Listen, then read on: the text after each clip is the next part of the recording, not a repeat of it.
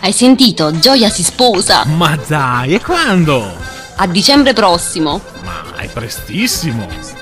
Secondo te qual è il mese migliore per sposarsi? Ma secondo me la primavera. Sì, la primavera sarebbe l'ideale. Io farei aprile oppure anche a settembre.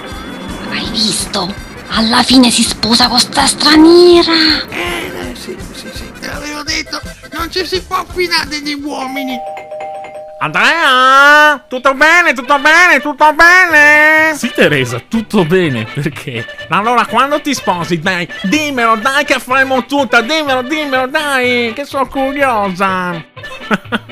Il 30 febbraio. Ok, io vado, Attenzione, tutto il vicinato si prepari per il 30 febbraio. 30 febbraio, il 30 febbraio prossimo Andrea si sposa. Prendete nota, preparatevi che arriva gente dal sud. Informatevi sulle usanze, che non possiamo fare brutte figure. Hai la lingua indolenzita per il troppo sparlare? Non riesci più a sputare veleno come una volta? Abbiamo la cura giusta per te. Viperax. Uno spruzzo e la tua lingua biforcuta tornerà come nuova. Evviva la festa di paese, a Vessa d'Avili, 31